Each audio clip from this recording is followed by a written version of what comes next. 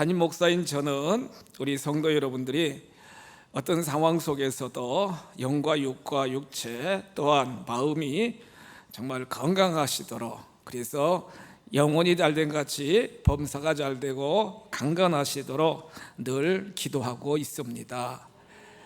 우리 7월달 이렇게 쭉 보내시면서 우리가 건강한 마음, 건강한 생각, 또한 건강한 정신, 또한 건강한 입술이 되는 것이 참 중요해서 염려를 하나님께 맡기는 삶, 그 다음에 하나님은 들으시는 대로 행하시기 때문에 살리는 말을 하는 삶의 모습, 또 지난주에는 어떤 생각을 가지고 인생을 살아가십니까? 생각대로 역사하시는 아버지 하나님.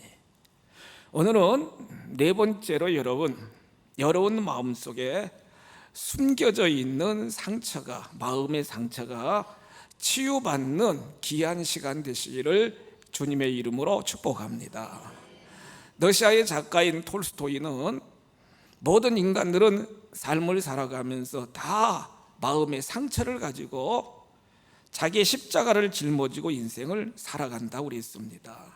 이렇게 밝은 모습으로, 아름다운 모습으로 찬양하며 예배드리지만 내 마음속에 숨겨진 상처가 순간순간 드러나게 되게 될 때에 잠도 제대로 이루지 못하게 되고요, 또한 삶의 모든 영역에서 무기력함을 우리는 경험하게 되게 되고요, 대인관계도 윈윈하는 승승하는 관계를 살아가지 못하고 참 불편한 그러한 관계를 살아가는 경우들이 참 많다는 거예요. 삶을 살아가면서 많은 사람들과 관계하면서 중요한 타인들과 우리가 쭉 같이 생활하면서 이런 상처 저런 상처가 우리들 마음속에 자꾸 누적되다 보면은 결국에는 그것이 큰 상처가 되고 나의 삶에, 나의 인생의 여정에 크게 부작용을 일으키는 그러한 요소가 될 수 있다는 거예요. 출애굽기 15장 24절 이하를 쭉 보시면 마라의 쓴 샘물 앞에서, 쓴 우물 앞에서 이스라엘 백성들이 원망합니다. 불평합니다. 모세는 하나님께 기도하잖아요. 하나님이 모세에게 뭐라고 그래요? 마라 우물가에 나무가 있는데, 저도 가봤는데 여러분, 실제 마라의 샘물 옆에 나무들이 이렇게 쭉 있는 걸 볼 수가 있었습니다. 나뭇가지를 잘라가지고 우물에 던지라는 거예요. 모세가 그대로 순종합니다. 놀라운 사실은 쓴 물이 단물 되도록 하나님이 역사하여 주셨다는 거예요. 단물을 마시고 있는 이스라엘 백성들에게 출애굽기 15장 25절 이하 쭉 말씀을 보시면 하나님이 뭐라고 말씀하십니까? 나는 너희를 위하여 치료하는 하나님이시라는 거예요. 여호와 라파, 치료의 광선을 발하여 주셔서 치료해 주시는 아버지 하나님이시라는 거예요. 예수님도 공생의 사역을 쭉 감당하시면서 예수님 자신도 육체적인 질병이나 영적인 모든 악한 영에 사로잡힌 자들이나 또한 정신적으로나 이 심리적으로 마음적으로 여러 가지 상처가 있는 그러한 분들을 예수님이 치료하여 주시는, 회복시켜 주시는, 온전케 하신 분이 바로 주 예수 그리스도이셨습니다. 예수님은 12년 동안 혈류증으로 고통당하는 여인도 그 믿음 보시고 고쳐주셨고요, 베데스다 연못가에서 38년 동안 누워가지고 물이 동하기를 기다리는 불쌍한 형제도 치료하여 주셨고요, 요한복음 4장에 보시면 남편을 계속 바꾸면서 6번째 남편하고 삶을 살아가면서도 진정한 만족을 느끼지 못하는, 행복을 느끼지 못하는 사마리아 수가성 여인도 그 심령을 치료하여 주셔서, 상처를 치료하여 주셔서 예수님을 증거하는 증인으로 예수님이 바꿔 주셨다는 거예요.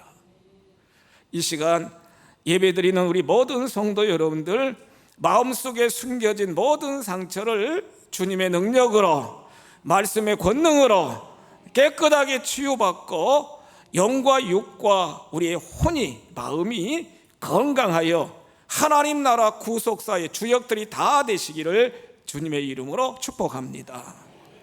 예수님의 치유의 원리를 우리가 말씀을 통해 이렇게 쭉 보면서 숨겨진 상처를 치유받을 수 있는 그러한 첫 번째 원리가 무엇입니까?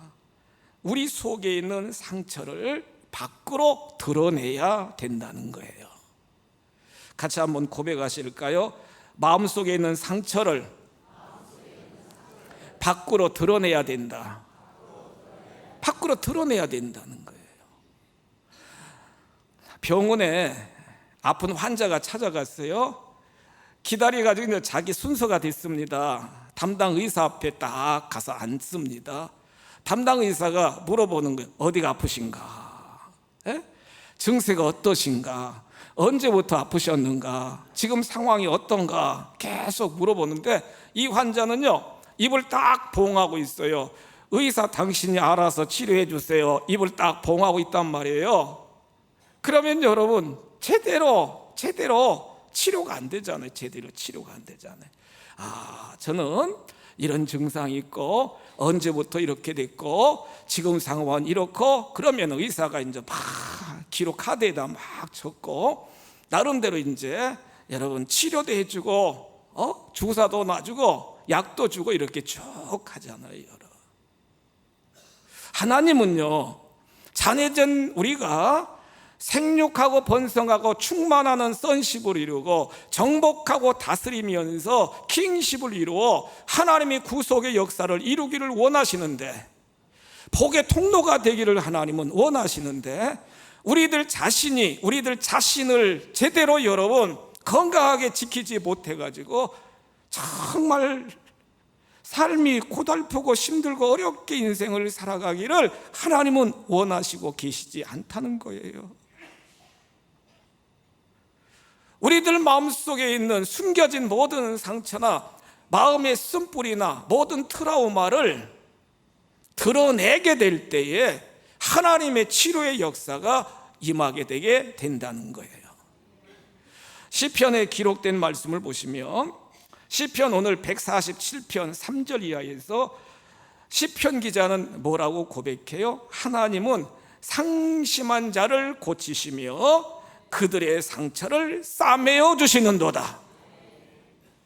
상심, 마음이 상한 자들을 치료하여 주시는 아버지 하나님이시라는 거예요.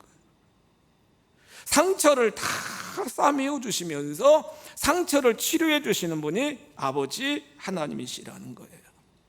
시편 39편 2절로 4절에 기록된 말씀을 보면은 시편 기자가 이렇게 고백합니다. 시편 39편 2절로 4절에 보시면 내가 잠잠하여 선한 말도 하지 아니하니 나의 근심이 더 심하도다. 내 마음이 내 속에서 뜨거워서 작은 소리로 읊조릴 때에 불이 붙으니 내 혀로 말하기를 여호와여 나의 종말과 나의 연한이 언제까지인지 알게 하소서. 이렇게 시편 기자가 고백하고 있는데 무슨 내용이냐? 마음의 상처를 그냥 마음에 간직하고요, 말을 하지 않고 그냥 마음속에 이렇게 계속 간직하고 있으면, 여러분 마음속에 계속 그 상처를 계속 쓴뿌리를 간직하고 있으면 마치 숯불 있잖아요. 활활 타오르는 숯불을 몸에 지닌 것처럼 이 속에서 막 불이 나오고요, 막 너무 고통이 되고요. 그래서 결국에는 하나님 저 빨리 죽고 싶습니다, 그렇게 고백하는 상황 가운데 빠지게 되게 된다는 거예요. 시편 기자의 고백이 그런 고백이잖아요. 여러분, 주위에서 보면은 별로 여러분 육체적인 노동도 하지도 않은데 늘 피곤하다 막 힘이 없고요, 무기력하게 이렇게 삶을 살아가는 사람들 쭉 보게 되는데, 왜 이렇게 지속적으로 피곤하게 인생을 살아가느냐? 여러분, 감정 에너지가 있잖아요. 감정 에너지. 육체적인 에너지도 있고 이 감정의 에너지도 있는데, 여러분들 막 좋은 일, 기쁜 일 막 보면은요, 생기면 좋잖아요. 어제 제가 밤늦게까지 밤 9시까지 여러분 교회에서 막 말씀 준비하고 막 이렇게 갔는데, 우리 아들하고 며느리가 왔어요. 며느리, 아버님 하는데 기쁘더라고. 감정적으로 기쁘더라고요, 여러분. 이렇게 우리 감정 에너지가 기쁘고 즐겁고 신나고 그러면은요, 감정 에너지가 막 활성화돼 가지고 우리 육체가, 이 세포가 막 이렇게 활동하고 막 그런데, 마음속에 분한 마음이 생기고요, 막 슬픔이 생기고요, 미워하는 마음이 생기고요, 복수심이 생기면 감정의 에너지가 자꾸 그런 쪽으로 마이너스 감정으로 계속 소모되니까 금방 피곤해지고 금방 탈진하고 금방 힘들다고 하고 하는 그런 삶을 살아갈 수밖에 없게 된다는 거예요. 성도 여러분, 우리는 하나님의 복을 천하 만민에게 흘러보낼 축복의 통로로 우리를 하나님이 세우시고 인도하여 주신 줄 믿습니다. 반드시 우리를 통하여 우리 가문이, 자녀 자손이 말씀으로, 믿음으로 바르게 세워져 나가야 되고, 우리를 통하여 영적인 자손들이 계속 세워져 나가야 되는데, 우리들 자신이 우리들 다 한 몸도 제대로 잘 관리하지 못해가지고 늘 피곤하고 늘 슬프고 늘 울으면서 인생을 살아가는 건 하나님의 뜻과 하나님의 경륜이 아니지 않습니까? 성경에 기록된 말씀을 보시면 우리가 이제 나의 숨겨진 상처를 드러내는 것이 참 중요한데, 누구에게 드러내야 되느냐? 첫 번째는 하나님 앞에 나와서 하나님 앞에 우리의 모든 아픔을 호소하는 신앙의 자세가 참 중요하다는 거예요. 하나님, 저는 솔직히 이런 마음을 가지고 있습니다. 하나님, 힘드네요. 하나님, 아파요. 괴로워요. 하나님, 자존심 상해요. 하나님, 너무 슬퍼요. 하나님, 마음에 분노가 있어요. 하나님, 아버지 하나님이시잖아요, 여러분. 우리 아버지 하나님이시잖아요. 영적인 아버지 하나님이시잖아요. 그 아버지 하나님 앞에 정말 하나님이 지금 나와 함께 계심을 믿고, 하나님이 나의 모든 기도를 들으시고 응답해 주심을 우리가 믿으면, 내 마음속에는 쓴뿌리나 내 마음속에는 어떤 아픔이나 내 마음속에 있는 어떤 여러분 감정적인 상처라 할지라도 십자가 앞에 나와서 다 내놓는 거예요. 하나님 앞에 토설하는 거예요. 하나님 앞에 어떤 경우에는 울면서 내 마음을, 내 아픈 상처를 하나님 앞에 토로하는 거예요.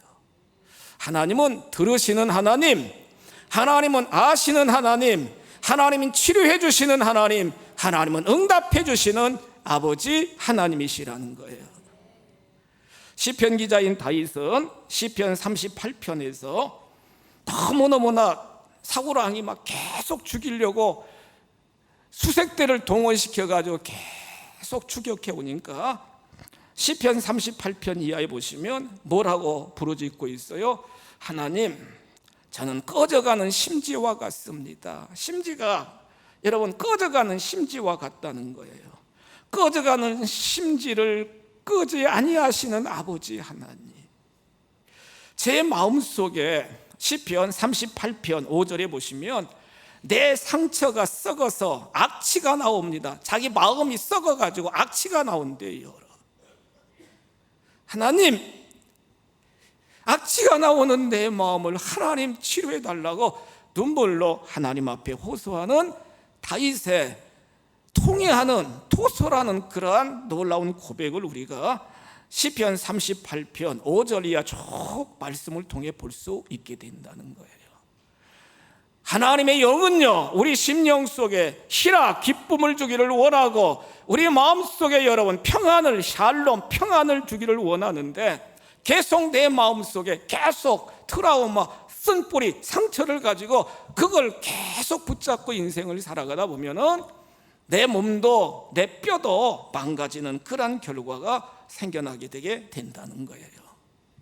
하나님 앞에, 주님의 십자가 앞에 여러분들 속상한 마음, 숨은 상처, 괴로운 모든 것들을 다 아뢰시고 여러분들 마음속에 치료의 광선으로 깨끗하게 치료받는 심령들이 다 되시기를 주님의 이름으로 축복합니다. 그러면서 또 우리가 오픈을 해야 되는데, 드러내야 되는데, 두 번째 중요한 건 최소한 신뢰할 수 있는 사람, 금방 듣고 야, 저 집사는 이런 상처가 있대 막 나팔 불 수 있는 입이 싼 그런 사람에게 이야기하지 말고요, 여러분 정말 신뢰할 수 있는 그런 친구나 그런 믿음의 사람에게 자기 아픔을 토로하는 거예요. 여러분, 저도 이제 이렇게 마음치유 이 과정이나 지도자 과정이나 카운셀러 이 과정이라든가 코칭 과정도 이렇게 쭉 공부하면서 여러분 이 공감적 경청 잘 공감하면서 잘 들어주는 거예요. 네? 같이 이렇게 들어주는 거예요. 근데 놀라운 사실은요, 처음에는 마음에 막 그 아픔, 상처, 분노 다 관계성 속에서 여러분 상처당했으니까 막 그러시다가 계속 정말 진실된 마음으로 이렇게 들어주면은 점점 말을 하다가 본인이 아픔을 막 호소하다가 결국에는 이렇게 스스로 여러분 해결을 하는 그러한 분들을 참 많이 보게 되게 되었어요. 그러면서 진심으로 손을 얹고 하늘이 손을 잡고 기도해 주면은 본인이 그 아픔을 토설함으로 그렇게 공감적 경청을 통해서 서로 마음이 서로 여러분 같은 동감을 갖게 되게 되니까 치료받는 그런 경우들을 많이 보게 되게 되었다는 거예요. 여러분들 마음속에 쓴뿌리나 상처 계속 간직하지 마시고 하나님 앞에, 또한 정말 신뢰하는 분 앞에 여러분들이 고백하셔서 치유함 누리시면서 건강한 육체, 마음의 기쁨의 마음을 누리는 가양가족 여러분들이 다 되시기를 주님의 이름으로 축복합니다. 예수님이요, 숨겨진 상처를 치유해 주는 두 번째 방법은 뭐냐? 나에게 상처 준 사람을 놓아주라는 거예요. 여러분, 쉽게 말씀드리면 용서해 주라는 거예요. 같이 한번 고백하실까요? 용서해 주라. 참 어려워요, 여러분. 용서해 주는 것은. 보세요, 저를 보세요. 나에게 상처 준 사람이 있어요. 나를 힘들게 한 사람이 있어요. 내가 반드시 원수를 갚아주겠다, 내가 그대로 상대해 주겠다, 내가 복수하겠다. 그래가지고 여러분 내 마음이 그 사람을 꼭 붙잡고 있다니까. 지금 꼭 붙잡고 있어요. 예? 꼭 이렇게 붙잡고 있어요. 그런데 우리는요, 마음의 용서와 복수는 동시에 이루어지는 게 아니에요. 여러분, 복수하려고 하면 계속 복수의 마음이 생기고 용서해 주려고 하면 용서의 마음이 이렇게 쭉 생기는 것이 우리들 마음인데, 성경에 기록된 말씀을 보시면 복수는, 원수를 갚는 건 고통으로부터 우리를 구해주지 못한다는 거예요. 고통으로부터 우리를 구해줄 수 있는 건 꽉 붙잡고 있는 것을 놓아버리면 된다는 거예요. 놓아버리면 된다는 거예요. 딱 용서해주면 된다는 거예요. 이게 내 마음이, 내 숨겨진 상처가 치유받을 수 있는 가장 중요한 원리인데, 마태복음 18장 쭉 21절 이하에 보시면 왕에게 1만 달란트 빚진 자가 나옵니다. 왕에게 찾아가서 정말 사정 하니까 왕이 불쌍히 여겨가지고 1만 달란트를 탕감해 주었어요. 너무 좋아가지고 막 자기 집으로 가다가 길가에서 딱 사람을 한 명 만났는데 자기한테 100데나리온 빚진 그 사람을 딱 만났잖아요. 자기는 지금 1만 달란트 탕감받고 돌아오는데, 그런데 성경에 보시면 100데나리온 빚진 자 그 형제를 막 다 멱살을 붙잡더니 너 왜 안 갚어? 왜 안 갚어? 그래가지고 막 끌고 관가로 막 끌고 가는 한 형제의 모습을, 불의한 종의 모습을 예수님이 말씀하시면서, 우리 하나님은, 우리 주님은 우리의 모든 죄와 허물과 우리의 모든 잘못된 것을 예수님은 다 용서하여 주셨다는 거예요. 주님의 십자가 앞에 나와 그 주님의 십자가의 보혈 앞에서 우리가 우리의 모든 죄를 자복하고 회개하니까 우리 주님이 다 용서하여 주셨다는 거예요. 이렇게 엄청난 용서를 받았음에도 우리는 보세요, 관계성 속에서 조그만 일, 싫은 말 한마디 듣고 정말로 싫은 행동 한번 이렇게 경험하고 하다 보면은 막 미워하고 그게 쌓이다 보니까 막 어떻게 보면 원수같이 이렇게 대하는 경우들이 참 많다는 거예요. 우리 주님이 우리를 용서하여 주신 것처럼 우리도 우리 스스로가 살기 위하여 내가 붙잡고 있는, 내가 지금 원수같이 여기는 사람이라 할지라도 용서해 주면은 오히려 그것이 나에게, 여러분, 나에게 큰 치유가 되고 나에게 건강함을 정말로 이룰 수 있도록 해주시는 놀라운 비결이라는 거예요. 로마서 12장 17절로 19절에 보시면 사도 바울을 통하여 하나님은 이렇게 말씀하시네요. 아무에게도 악을 악으로 갚지 말고 모든 사람 앞에서 선한 일을 도모하라. 할 수 있거든 너희는 서로 모든 사람과 더불어 화목하라. 모든 사람과 더불어 화목하라는 거예요. 내 사랑하는 자들아, 너희가 친히 원수를 갚지 말고 하나님의 진노하심에 맡기라. 기록되었으되 원수 갚는 것이 내게 있으니 내가 갚으리라. 주께서 말씀하시느니라. 다른 사람을 막 여러분 미워하고 원수 갚는 건 우리의 여러분 특권이 아니라 하나님의 소관이라는 거예요. 하나님이 다 해주신다는 거예요. 제가 읽은 책 중에 그 마음치유 지도자 과정을 하면서요, 책을 많이 읽었는데 내 마음속에 울고 있는 내가 있어요 라고 하는 책이 있습니다. 그 책에 보면은 유나라고 하는 젊은 여자 대학생이 나오는데, 이 유나가요 대학생활을 잘 하다가 순간순간 막 친구 관계성 속에서 막 소리를 지르고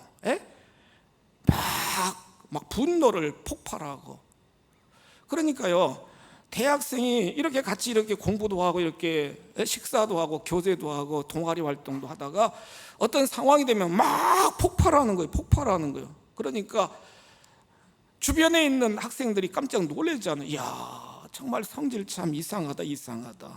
그래가지고 이 자매가 치유 과정에 이제 이렇게 쭉 들어가게 되었는데요. 그래가지고 이제 거기서 이제 계속 치유하면서 어느 날 그 치유 과정에 참여한 여러 형제 자매들이 이제 모여가지고 이 자매를 위해서, 유나 자매를 위해서 막 계속 기도해 줬는데요, 갑자기 막 소리를 지르면서 용서해요 그러더라는 거예요. 울면서 용서해요.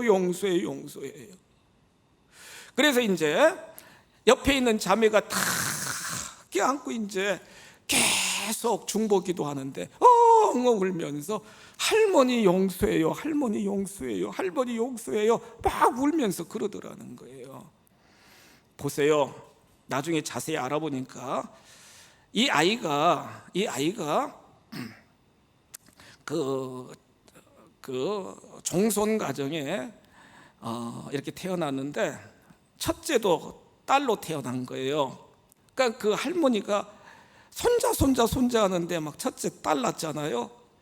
또 이제 손자 있는데 얘가 유나가 이제 둘째 딸. 그러니까 이 할머니는 첫째 딸은 그래도, 첫째 손녀는 그래도 그냥 첫째니까 봐줬는데, 둘째 이 유나가 울기만 하면 구박하고요. 할머니가 구박하고, 왜 손자가 태어나야 되는데 내가 태어났냐고. 그게 유나 잘못인가 여러분?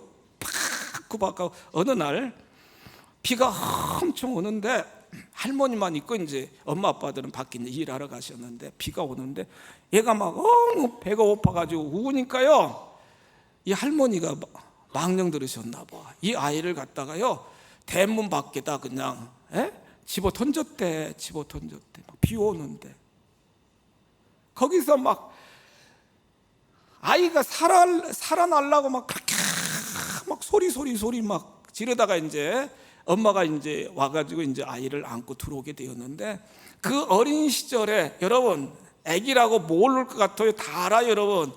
어린 시절에 버려진, 할머니에게 버려진 그 상처가, 큰 상처가 있기 때문에 예쁘게 잘 생활하다가도 갑자기 어떤 상황이 되면 그 어린 시절의 잠재의식이 막 살아나가지고 그렇게 막 소리 지르면서 그 상처대로 인생을 정상적으로 살지 못하게 되게 되었다는 거예요. 같이 형제자매들이 막 기도해 주는데, 이 유나가 왜 그 상황 속에서 하나님은 저를 버리고 하나님은 거기 계시지 않았었습니까? 막 소리치니까 성령 하나님이 그러시더라는 거예요. 사랑하는 딸아, 내가 정말로 대문 앞에 그 또랑창에 내가 던져졌을 때도 나는 너와 함께 있었다.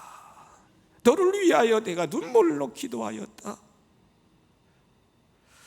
이 하나님의 놀라운 정말로 음성을 듣고 난 이 딸이요, 하나님 앞에 할머니를 용서합니다. 여러분, 이 말의 권세는 참 놀랍거든요. 마음대로, 생각대로, 입술로 정말 하나님을 용서하게 되니까 이 자매가 건강하게 회복되게 되게 되었고요. 정말 이 젊은 20대 정말 회복된 그런 삶을 살아갈 수 있게 되게 되었다는 거예요. 내 마음속에 울고 있는 내가 있어요. 계속 여러분들 마음속에 울고 있는 성인아이, 어린아이, 그 쓴뿌리, 그것이 계속 있어서는 안 되고요. 여러분, 정말 여러분들이 붙잡고 있는, 여러분들을 힘들게 했던 그런 대상을 딱 놓고 용서해 줄 때에 성령의 치유하심이 우리 심령에 임하시는 줄 믿으시기 바랍니다. 마지막 세 번째로, 여러분, 우리가 숨겨진 상처를 치유받기 위해서는 날마다 때마다 우리의 마음과 생각, 우리의 입술에 뭘 채워야 되느냐? 하나님 말씀으로 자꾸 채워야 될 줄 믿습니다. 하나님 말씀으로 채워야 된다는 거예요. 시편 119편 18절에 보시면 시편 기자는 이렇게 고백해요. 내 눈을 열어서 주의 율법에서 놀라운 것을 보게 하여 주옵소서. 자꾸 여러분들 머리 생각 속에, 여러분들 마음 속에 과거 슬펐던 거, 힘들었던 거, 아팠던 걸 계속 묵상하다 보면은 여러분 상처가 치유되지 않아요. 그런데 살아 역사하시는 하나님의 말씀을 계속 우리가 채우고 계속 묵상하다 보면은 부정적인 생각, 슬픈 생각, 정말로 아팠던 모든 것이 점점 지워지면서 하나님의 말씀으로, 성령의 능력으로 우리들 심령이, 우리들의 생각이, 우리들의 마음이 바꾸어지는 그러한 역사가 일어나게 되게 된다는 거예요.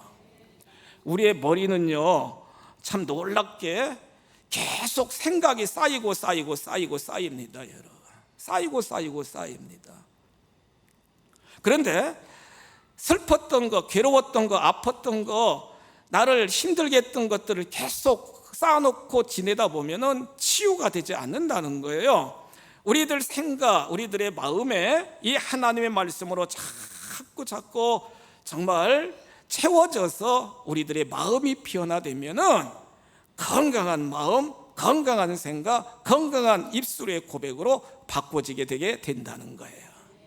로마서 12장 2절입니다. 너희는 이 세대를 본받지 말고 오직 마음을 새롭게 함으로 변화를 받아 하나님의 선하시고 기뻐하시고 온전하신 뜻이 무엇인지 분별하도록 하라. 자꾸 우리 마음이 변화가 되어야 된다는 거예요. 하나님이 원하시는 선하신 일, 하나님이 기뻐하시는 일, 하나님의 온전한 뜻이 무엇인가를 늘 생각하시면서 하나님의 말씀으로 자꾸 우리의 마음과 생각이 변화되다 보면은 건강한 마음으로 우리 하나님이 역사하여 주신다는 거예요. 더 말씀을 묵상하시고 더 큐티하시고 더 말씀을 계속 암송하시면서 우리들 마음속에 있는, 우리들 생각 속에 있는 숨겨진 상처를 치료하면 건강하게 하나님이 회복시켜 주실 줄 믿습니다. 누가복음 19장에서 삭개오도 돈은 있었지만 키도 작았고요, 계속 세리장으로서 냉대를 받고 대인관계가 원만하지 못했잖아요. 예수님 만나려고 돌무화과나무 올라갔다가 예수님이 직접 속히 내려오라 말씀하여 주셨고, 그 삭개오의 집에 직접 예수님이 제자들과 함께 가셨고, 말씀을 또한 그 삭개오와 가족들에게 이렇게 쭉 선포합니다. 여러분, 삭개오가 그 예수님이 자기를 환대하면서 자기 집에 와서 하나님의 복음을 정말로 선포해 주실 때 그 말씀이 그 심령 속에 새겨지게 되게 되니까요, 그는 일어나서 뭐라고 예수님에게 고백해요? 예수님, 제 재산 절반을 팔아서 절반을 가난한 자들에게 나눠주고 토색한 것이 있으면 4배나 갚겠습니다. 이렇게 심령에 변화된 고백을 예수님에게 하게 됩니다. 예수님이 뭐라고 칭찬합니까? 너도 아브라함의 자손이다. 구원이 너에게 임하였다. 회복시켜 주시는, 치유해 주시는 예수님의 모습을 우리가 보게 되는 거예요. 가양가족 여러분, 우리들 한 사람 한 사람으로 끝나는 게 아니라 내가 건강해야 우리 가족들, 내가 건강해야 우리 모든 가문, 내가 건강해야 직장과 사업장과 또한 내가 건강해야 우리 교회 공동체가 건강한 교회 공동체가 될 수 있게 된다는 거예요. 하나님이 허락하신 하루하루의 삶이 너무 귀한데 상처로 계속 헉헉거리며 슬퍼하며 탈진된 삶을 살아가지 마시고 치유받고 간증하며 성령 충만한 가운데 하나님 나라를 세워가는 우리 모두가 다 되시기를 주님의 이름으로 축복합니다.